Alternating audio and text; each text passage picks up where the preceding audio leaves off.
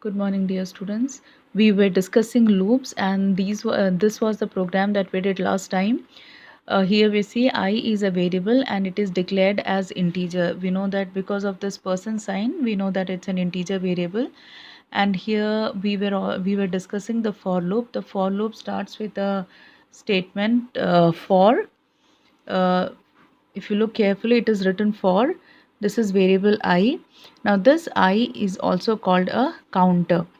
Now this counter, it is running from 1 to 10, and the step 1, this means increase the counter each time by 1. So the first value of I is 1, it will print the value of I, and then it will go to the next value of I.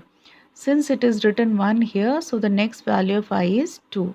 It will print the value of 2, then it will become 3. So if the loop goes like this, the last value of I is going to be 10. It will print the value 10 and then it will become 11. Now once it becomes 11, it will come back to the for loop and it will compare with the final value. Since 11 is greater than 10, this loop will not run anymore and the loop will stop. Just let's run this statement and see. Print, I'll get values from 1 to 10. Let's go back to the program. Okay, now second thing that we want to know is if this particular word step 1 is compulsory to write or not. Now let me see what will happen if I remove this particular word step 1. Let me run it and see if it works.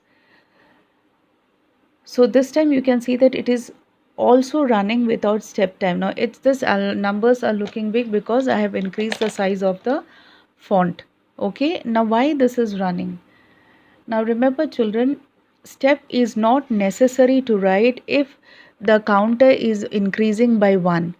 If you look at this, we know that after 1, 2 is getting printed, means the counter is increasing by 1. But for any other option, when the increase is not 1, step is mandatory. So if I write now step 2, if I want to print the odd number, see what will happen. It will print 1, 3, 5, 7, 9. So step is compulsory to write if the increase is any other number other than 1. Is it clear? Now here we are counting forward like 1, 2, 3, 4, 5, 6, 7, 8, 9, 10. We can also run the counter backward.